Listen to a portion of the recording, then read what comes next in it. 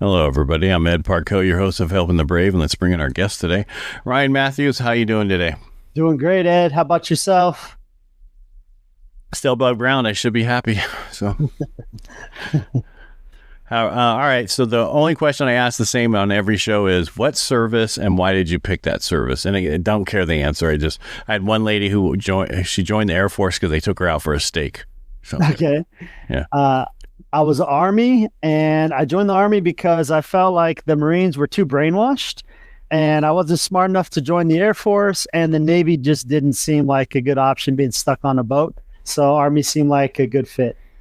Yeah, because we call them ships. Not a boat. All right. So what did you do in the Army? I was a bomb dog handler for most of my career. Were you always into animals? I wasn't, man. I didn't even have dogs growing up. But Ryan, where'd you grow up? I grew up in Huntington Beach, California, for the most part. I'm in Modesto, California. Oh, cool. I was stationed at Camp Pendleton, so I lived down there in Southern California for 20 years. Okay, nice. Yeah. Orange County, Huntington Beach. I travel a lot for work. So you're down in Orange County right now? Right now. Okay. Yeah. I'll probably be going down there because I got hit up because I do a ton of apps and a bunch of stuff. My soon-to-be daughter's in-laws are asking me to do some stuff for them, and so I'm probably going to be going down there. So nice. Send me a message. Let's connect in person. Will do. Cool, man. But yeah, I wasn't into animals as far as like owning a dog growing up, but I fell in love with the first animal was a horse. Actually, I was a little kid, and my mom would bring me to go visit this horse, and we'd feed it apples and carrots and stuff, and I felt that connection, and I never lost that. But yeah, didn't have dogs growing up. The first dog I ever had was a military working dog, actually. And I discovered my love for working dogs on a deployment to Croatia, which is not really a deployment. It was right there on the coast. It was super chill. And I saw the dogs do a bite. Was that in the 80s, 90s? No, man, I'm only 45. It was, let's see, that was back in like 2001. I mean, still. Yeah, the reason I'm bringing that up because when did Yugoslavia break apart?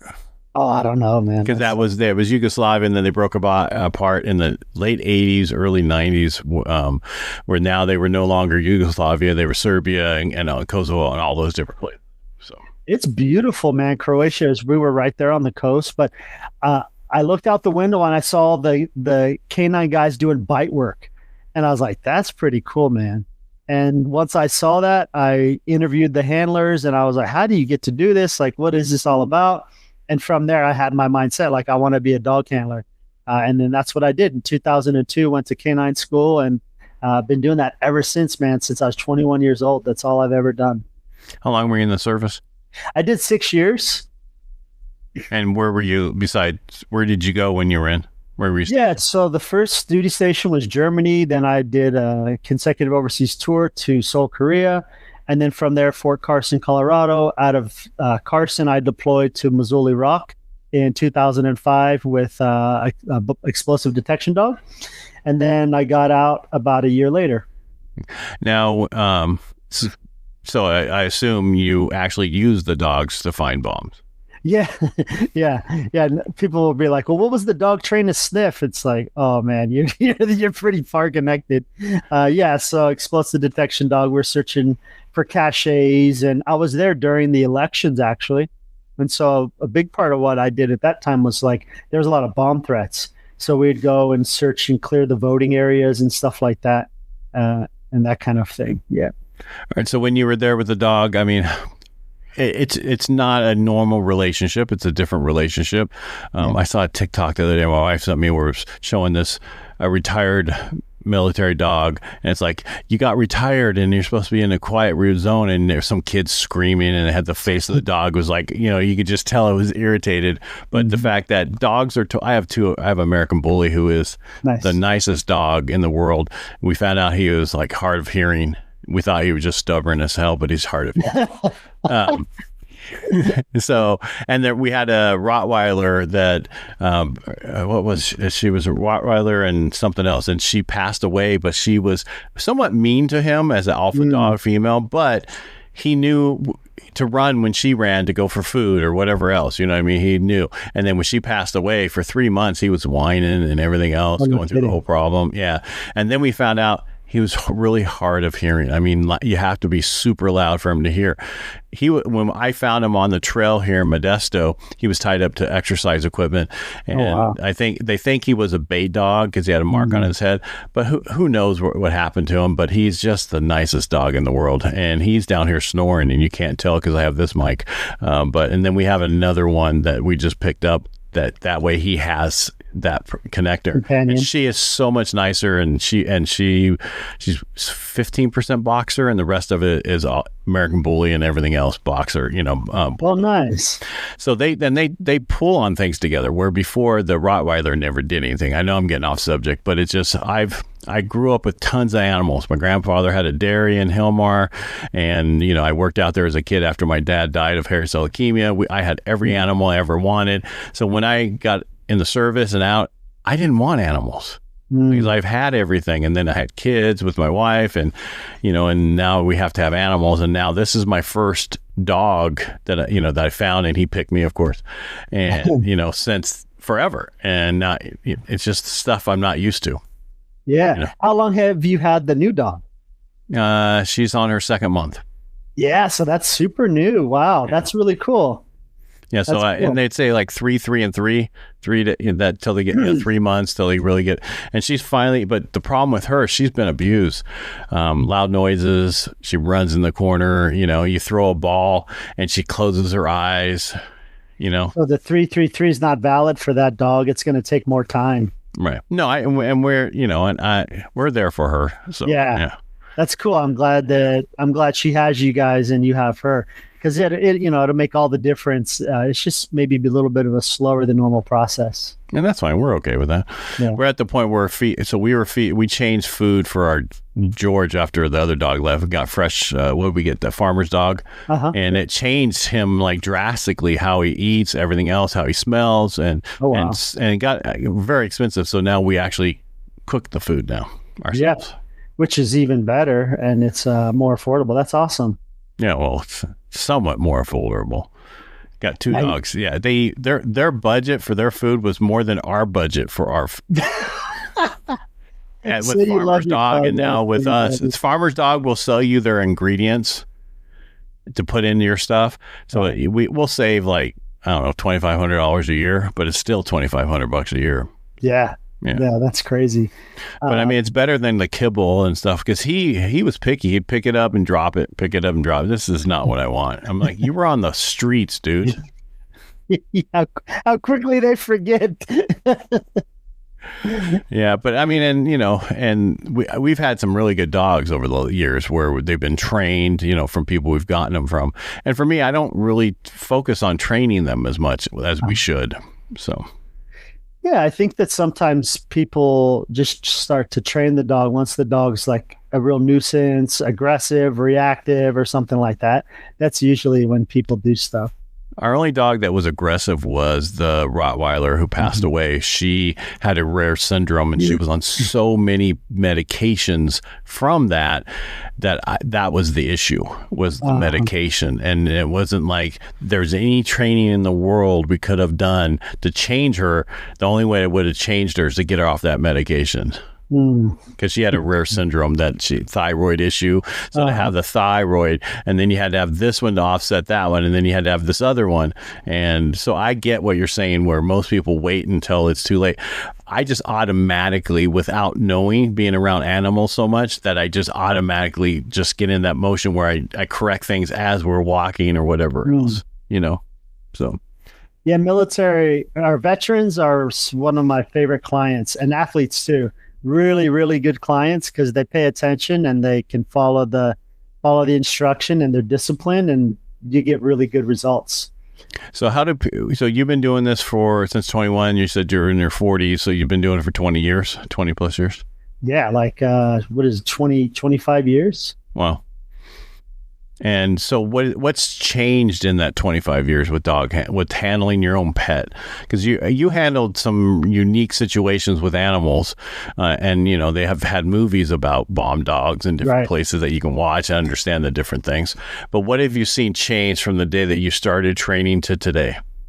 Yeah, man, people think that I learned a lot when I trained military working dogs, or I did the missions with the Secret Service, and that's kind of the stuff that impresses people, but it shouldn't be, to be quite honest with you, because while working with the K9s in the military, I only handled, like 5 different dogs in those few years, versus working with pet dogs, I worked with thousands. And so, like anything in life, when you've seen something, a small number of times versus thousands of times, you can make the connections and understand things a whole lot better and see things a lot quicker. And so I really grew as a handler and trainer, working with many, many civilian dogs. That was really the catapult for my career. And what's taking me to another level is I'm a mindset first dog trainer that is really anti-dog training. I really go against what conventional dog training is doing. Not that there's anything wrong with it. I just feel like it's kind of amateur and average. I feel like there's a better and easier way that's more practical for the everyday pet and their owners. What are they doing they don't agree with? Are you talking about the food for them? Or are you talking about what? Yeah, sometimes. I like food for tricks and I like food for puppies, but the conventional dog training teaches a micromanaged dog, a dog that you're constantly always telling what to do. Not wrong. It's good. People would say you're giving leadership, and leadership is necessary. That's part of my system. But it's just this constant thing of always having a coach and tell what to do. Stay there, lay down. And I know it makes sense in your head, but imagine a dog that when you show what's expected and you provide boundaries, rules, consequences, that the dog just makes good choices on their own. Right? So imagine a child that's like, no, you don't always have to tell me don't run in the street. I just know that I shouldn't be running in the street, right? And so they're more self-aware, and that's the type of dogs that I like to promote and encourage. We still get down, sit, stay, and all that kind of good stuff, but we don't have to work so hard to get it. Right. Now, so when you were in the military and you came out, was there a trauma that got you into that helped you transform, or was there anything in there, or was it just you were at the point where you're like, okay, I'm done with the service, I need to move on? Yeah, man. So I was going to go back down range as a civilian contractor, make 4 times the amount of money is what I was going to do. And I did all the paperwork, and I was 2 weeks away from going to my training. I think it was in North Carolina, if I remember correctly. And they changed up our contract at the last moment. They said, look, they're smart. They said, look, because it's hot over there. So when the dog gets tired and the dog can't work, you're going to be an operator, pound the ground. And I said, that's fine. What more do you pay me? Because you're throwing on more responsibility. They're like, no, it pays the same. I was like, no deal. So I declined that contract. We didn't move forward. Instead, I took a position as a contractor on Kwajalein Atoll in the South Pacific. It's an Army base. And I worked a drug dog in shorts and a T-shirt and a 9mm on my hip. And that's what I did after my deployment and when I got out of the military. I did that for 2 years, met someone incredible, did long distance relationship, and ended up moving to Colorado to be with her. That's when I opened up my pet dog training business and did 10,000 my first month in 2008. Wow. How did you get to Orange County? So this was home for the most part growing up, and then joined the military from Orange County when I was like 19. Yeah, but are you in Orange County right now? I am, yeah. Yeah, so you're back. How did you go from Colorado back to Orange County, or why did you do that? Colorado was just a stopping point? Yeah, Colorado was where my ex was, and then also military. Oh, there you go. You answered me, your ex. Yeah, and then, I just came back home to be with family too, is what brought me back to Orange County, and the weather. I love the weather. Yeah, you can't beat it. Everybody bitches. I mean, Orange County is a very conservative area. People don't understand that. Like yeah. I'm in the Central Valley, and things are changing. And San Diego's too, because that's where I was forever. I was down there for 20 years on the North County coast, and loved it. But then moved up here to be closer to my one daughter who had special needs, and then ended up meeting my wife, adopting her 3 kids, and then they all moved on. And we're just like, you know what? We're here. We're in Modesto. She's originally from from Hawaii, Oahu. Oh, so cool. she's used to, tourists and other bullshit and excuse my language. And that's not what she wants to deal with. And so we have no idea when she finally retires, because she has a real job. I don't. I do, but she works for somebody. Yeah. And the question is, what do we do at that time? We have a cabin, we have acreage and stuff, and we're at the point where we don't use our cabin as much because we set up our house better than what we had it with kids. Because we have kids, they take over things, your money, your everything else. When they're gone, you're able to deal with a lot more and handle a lot more. So yeah, that's cool, man. That sense of freedom. I'm building my business. I'm kind of changing the model gradually here to be more digital, more remote. And I'm looking to move around the world, like places like Italy, Spain, Costa Rica, Colombia. That's kind of what's on my radar down the road. When you got out, did you get your disability at all? Yep. I'm service connected, got the honorable discharge after the 6 years. And, I went through, I'm 45 now. When I was 30, I went through stage 3 colon cancer. I went through a widowmaker heart attack right after the chemo, saw within 3 months of those two things. And the VA took care of me, man. They really did. I get the annual colonoscopies at the VA. And so I know people will bash it and stuff, but yes, I have the service connection disability, and I'm super grateful for it, man. Really. Yeah. Well, I'm service connected, but I still complain about them.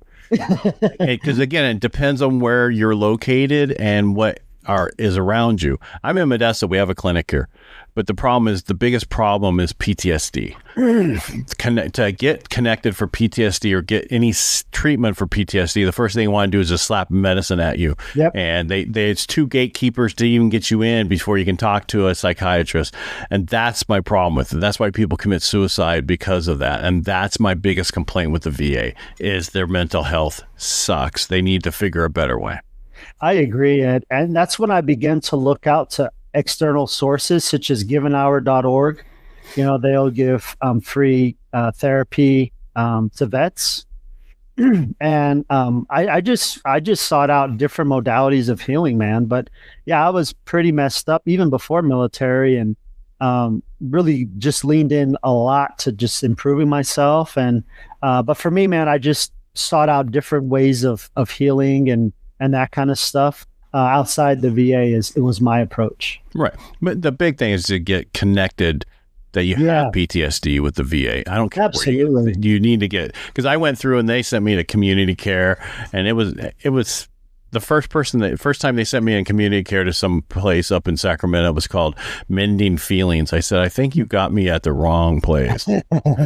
Right. And so they switched me over to a lady who was Air Force, and she was a psychiatrist, and she was decent, but it seemed like the conversation was all about her instead of me during every conversation, and so I'm at the point where I went through all that, and then I'm like, okay, I got major books around here I've been reading about PTSD for people I interviewed and other people, just to do more, you know what I mean? Because I got 90% disabled, and now, but they denied me for my PTSD because they didn't see that I got diagnosed with it a month after my stuff was put in. Oh, wow. So I'm going back for that, but just because I want the 100%, because I want the 100%. That's why.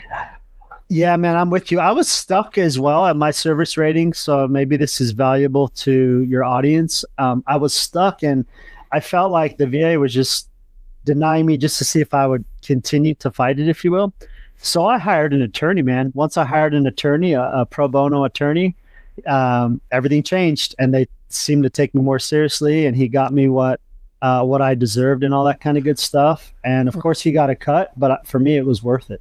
Right, but and let's back up. So the problem, most of us have no idea how to submit our stuff. We have no idea what we need to say, and there's companies who deal with that. I used a Ranger, and he got me the 90, and he's helping me to go. But the difference is, during that period of time, I learned so much that I put together a thing called VA Claim Bridge, which is tons of tools, and it has an AI where you can upload your stuff, and it will help you walk through what and how to fill out forms.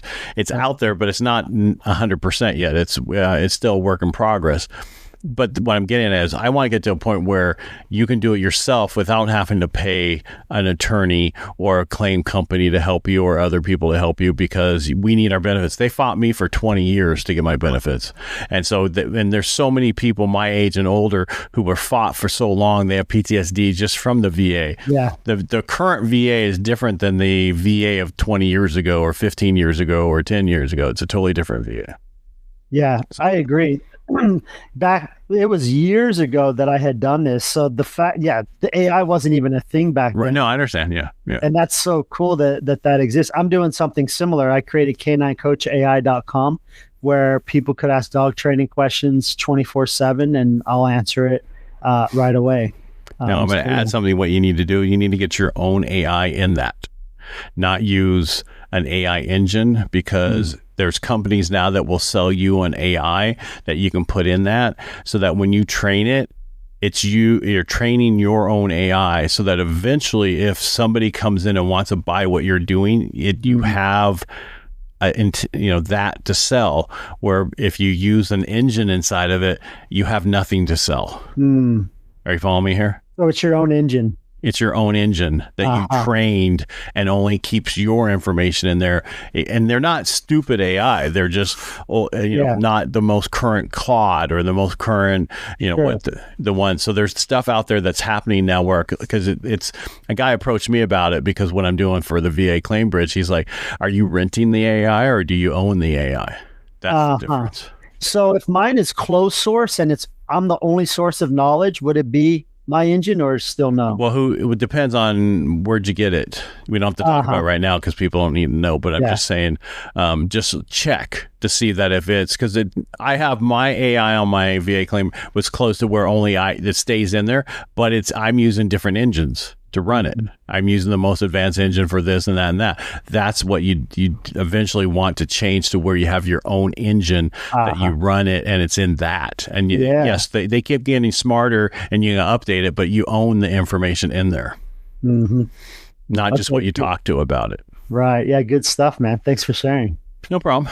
Stuff I've learned since August of last year. I went to Growth Hacking Live in San Diego and learned how to vibe code, and I've been nonstop ever since. That's cool, man. Yeah. My first actual app I put out there was called shortfuse.io. It was a short URL QR code maker, but the difference with my QR code is you printed it once and you can change the URL forever. Oh, wow. That's cool. So when you do marketing materials, right, you never have to change the QR code. You can just change the direction where it goes. Plus, you can also have it made by the hour for restaurants and geolocations for different places and that kind of stuff. That's cool. Yeah. What are you going to do? I hope your audience is taking notes on some of this stuff, especially the business owners. That's some good stuff. Well, it's just how to make yourself better in this market. Everybody's like, well, hey, I was going to do this. And then all the commencements that they've had so far for the year for people graduating, and they talked about AI, people on the stage got booed. And it's like, no, this is what's happening now is, back in the day when automobiles came and people, the poor horses. What about the dude who's going to walk down the street picking up the poop out of the street? Isn't needed anymore. Well, that's kind of a shitty job, so maybe you need a better job now. And that's what it's doing. It's getting, yes, we're having things change, but you can get better jobs, and it's going to create better this, better that. And as a business owner, if you lose your job, and now you can start a business so much easier and faster than you ever could. Oh, yeah. Especially for us vets. Our vets, we're amazing business owners because we know systems, SOPs, all those kind of things. We're attention to detail where nobody else has. We get up and do stuff where other people get up and do nothing. We are way ahead of everybody else. Yeah, I can see that, man. Just apply that drive and that discipline to what's in front of us now. Absolutely. Yeah, which hasn't been, it's only now. The only problem for most people is figuring out what to do. Yep. Yeah. And even the AI can help you with that. Exactly. So, especially with what you're doing and everything else, you deal with dogs. Is there a favorite dog breed that you like to work with, or you work with them? I know you work with them all, but like me, you're supposed to have a perfect client.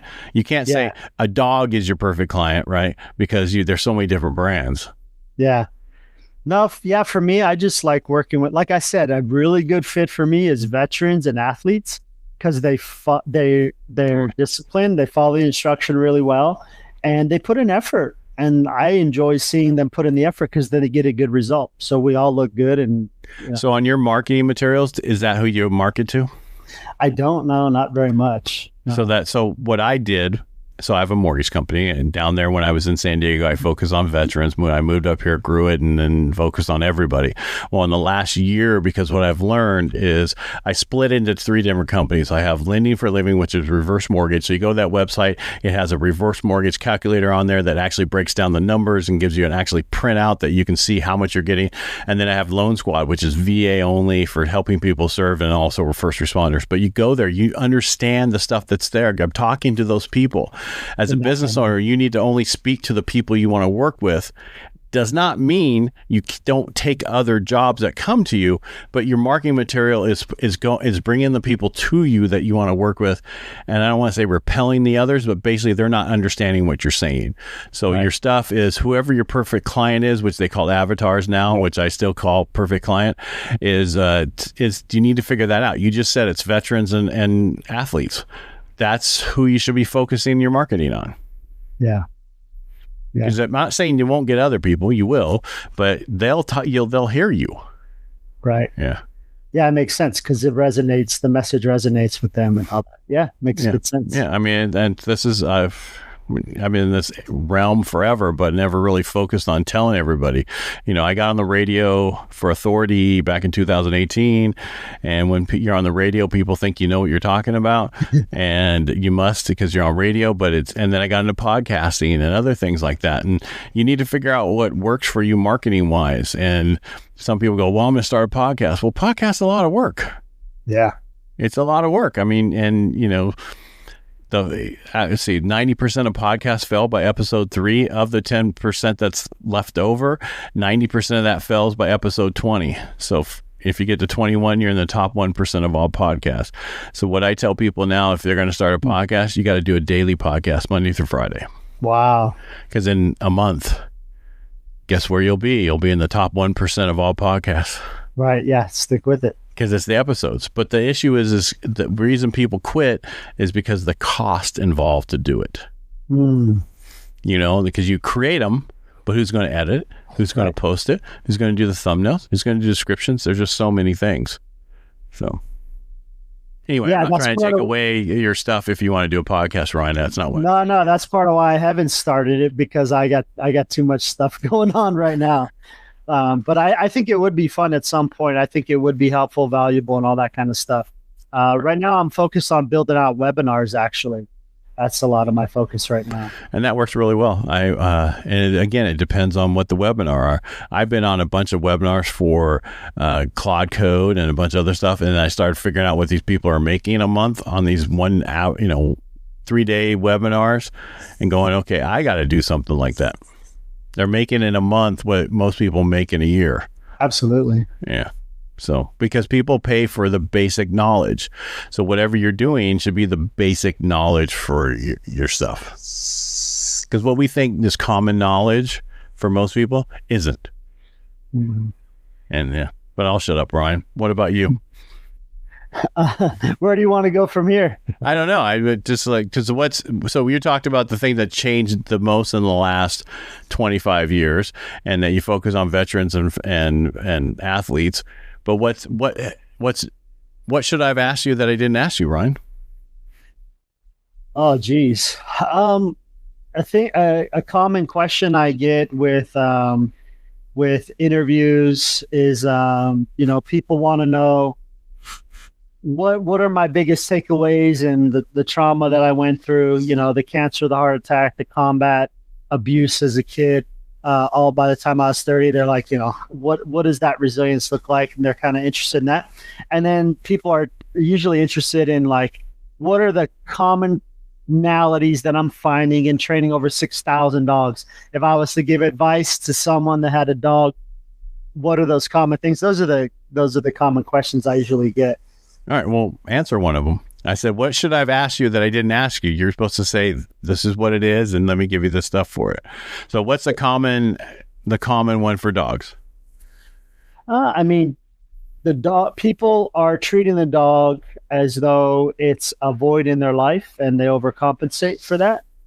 And so the dog will reveal things about your shortcomings. So if the dog is jumping up or doesn't take you seriously, you have boundary issues. You don't speak up. You don't use your voice.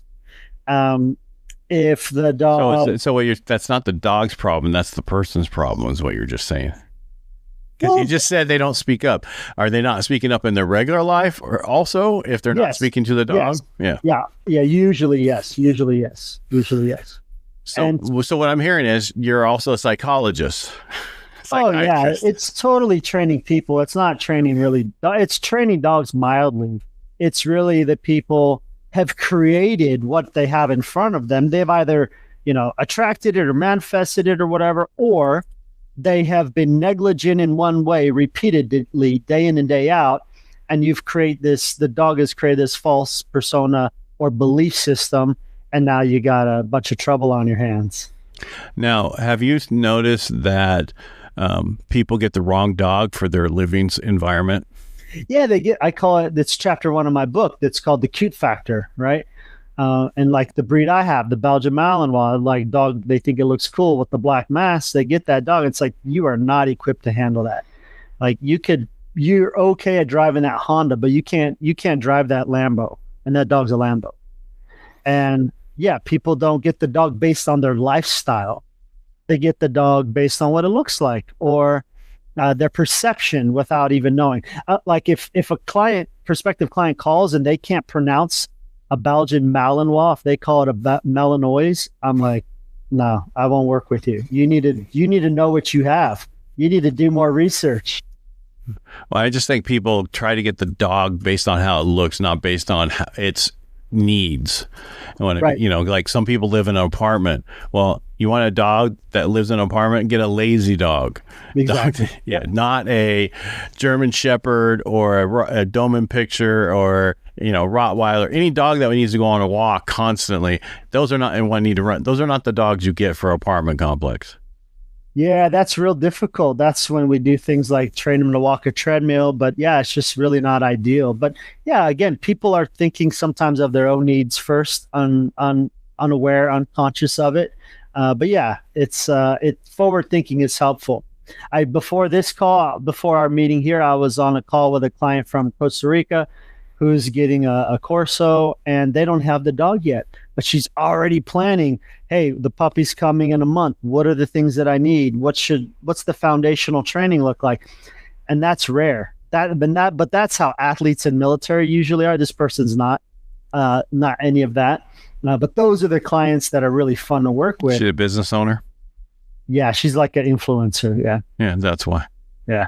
Yeah, business owner. So business owners, veterans, and athletes, right? Yeah. Are your three people.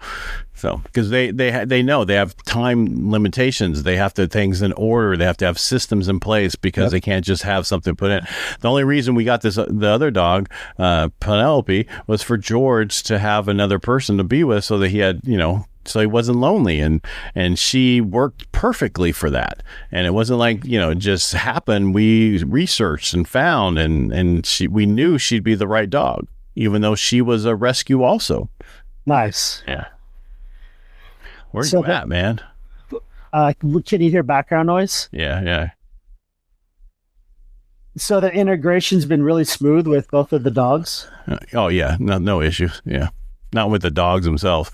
The biggest problem is George. She likes to get on the couch as they're pulling on a toy or whatever, and he's short. He's an American Bully, and so they're just back and forth. And he's got this head shakedown that will just rip it out of her mouth, and she still can't figure that one out because her face is like a boxer. It's funny because she's only a little bit boxer, but that face is all boxer, and the rest of her is American Bully. So that's cool that they're already playing like that. You've only had the new. They play him like that in the first week, dude. That's cool. Yeah. So he wanted somebody to play with, and she's just a nice dog. She's been around. So she was rescued and then fostered for like 9 months, but she was fostered with the same family for 6 months. And that's why she's used to being around dogs. So It sounds like the new dog's more comfortable around dogs than people because you mentioned the fear. Yeah. Well, her biggest thing is lightning, thunder, and that kind of stuff, and fireworks. So I assume she was around something that people did that made her scared, and actually she can feel the thunder coming before it comes. She'll run into the bathroom. We're like, okay, thunder's coming. That's a super in tune dog. You know what I do with something like that is I'll play the YouTube sound the dog's afraid of. I'll play it real low, gradually make it louder and louder, and play or incorporate some type of high value reward or something like that to desensitize that. In psychology, they call it prolonged exposure or flooding. That's usually how I handle that. Yeah, well, that's kind of, I don't say exactly that way, but I was dealing with some of my PTSD that way. Yeah. Just how you look at the situation and take certain things out and redo it. So that's what I was thinking with her, is to have that. Because now what I do differently, like dinner time, I bang the things together to call them. So she's getting used to banging and stuff that's good for food and everything else. And, just doing stuff that she gets used to. Because I'm a loud person. I'm not a small guy. So I'm pretty loud when I'm walking and everything else. But it's funny. I had my phone in my hand. I showed it to her and she got all scared and backed up. So people really messed with her. So, that's interesting. Yeah. The good part is it hasn't been that long and you have a good common sense approach. So probably be a real different dog in 9 months from now. She's already a different dog in the few months we've had her. That's cool, man. Yeah. Ryan, again, thanks for being on the show today. Is there anything else you want to add? How do people find you? And you have a book you've written, because you brought it up, but you never said the title of it. Yeah, the K9 Connection. It's on Amazon, or if people want some free dog training, K9coachai.com, and people can get a hold of me at World of Dog Training on Instagram, or that's also the website. All right. Check out Ryan's stuff. Maybe he can help you. So do you do local training too, or you just do everything virtual now? No, I'm most known for doing stuff in person, one-on-one, but I do it globally. I go all over the world to do this stuff. Wow. Are you moving so you said you're going to be traveling around. Are you going to go to Costa Rica? Where are you going? Yeah. I go to Costa Rica often for clients, but I go all over. I go over to Asia. I go to Colombia, Mexico, all over. You know about Puerto Rico, right? I've been to Puerto Rico, but only once. I don't do much. If you live there 51% of the time, your tax rate is at 4%. That sounds real nice. Yeah. There's issues with it, but I know a ton of vets that's what they do. 51% of the time they're there. They have a generator on their house because the power goes out a lot. Right. But they're 4% tax rate, dude. That's federal. That's cheap. That's awesome. Yeah. So that's a good hack. Yeah, it's a great hack. So look into that. It's better than Costa Rica, because you don't get that with Costa Rica, because Puerto Rico is a territory, U.S. territory. That's the difference. Yeah. Yeah. Something to look into. The demand's been pretty good in Costa Rica for dog training, surprisingly, because there's not a lot of training, quality training out there. Well, there's a lot of people who move there that are not from Costa Rica too, right? Yeah. There's pretty big expat community along the coast. Yeah. All right, Ryan, thank you for being on the show today. Really appreciate you being here. Go check out Ryan's stuff. Go to his website. He's at worldofdogtraining.com. That's the one. All right, go check that out. Find his book, buy it, and then let him know that you heard him here on Helping the Brave. Again, thanks for being on the show, Brian. Thanks, Ed, so much. Appreciate it. My pleasure.